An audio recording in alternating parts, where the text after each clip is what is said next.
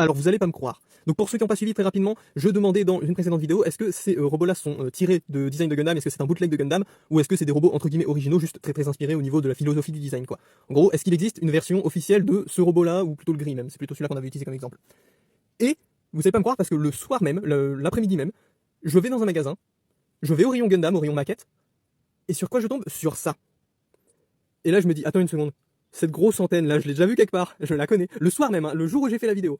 Et en plus, il y a plein d'autres petits détails qui me font tiquer, genre le petit V sur la ceinture, ces espèces de traits sur les carrés là qu'il y a au niveau enfin vous allez voir quoi, parce que regardez, je l'ai construit, et il y a tellement de détails, pareil, les grilles au niveau du torse qui coïncident, le petit renfoncement là au niveau du torse, le V sur la ceinture, les petits traits là comme je vous ai dit sur le bas du corps quoi, les petites flèches là sur les genoux qui sont beaucoup plus petites et qui sont plus basses, mais après c'est un bootleg, enfin c'est un truc un peu cheap, un peu nul, je suppose qu'ils se sont inspirés, ils ont pas pu directement mouler un vrai modèle, je pense pas qu'il en existait aussi petit des Gundam.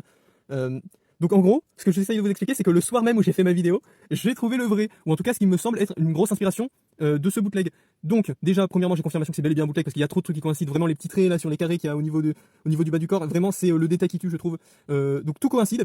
Petit détail amusant d'ailleurs, cette grosse antenne qui m'avait fait capter qu'il y avait peut-être moyen que ce soit le même, et ben en fait c'était pas une grosse antenne, c'était la perspective, c'est une antenne qui a dans son dos, en fait c'était pas l'antenne qui est sur sa tête. Donc je suppose que sur mes bootlegs, l'antenne qui a sur la tête, c'est soit elle est fait un peu grossièrement, soit c'est aussi eux aussi se sont fait avoir par la perspective d'un artwork. Quoi qu'il en soit, j'ai donc potentiellement la version vraie du bootleg alors que j'avais fait la vidéo le jour même. C'est pas génial ça quand même? Alors bien sûr après, il y a peut-être moyen, vu que je suis pas un expert en Gundam, que ce soit pas exactement sur lui qui soit basé. Il y a peut-être moyen que ce soit sur son cousin, l'autre modèle. Vous voyez par exemple celui-là il s'appelle comment? Il s'appelle le RGM 79N GM Custom. Peut-être que c'est le 78M, le 78N, celui qui est vraiment la base de mon bootleg.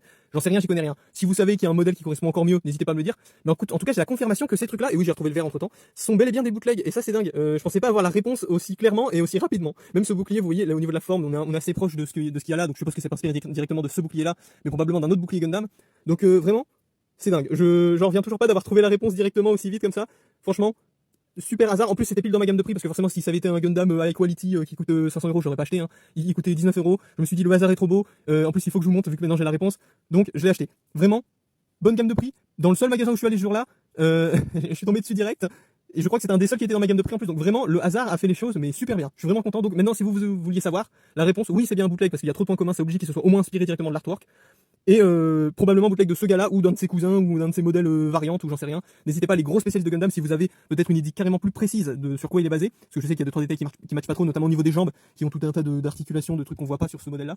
Mais bon voilà, si vous connaissez son cousin qui a vraiment inspiré le bootleg, n'hésitez pas à me le dire. Mais en tout cas, je suis très content d'avoir mis la main sur ce petit gars-là.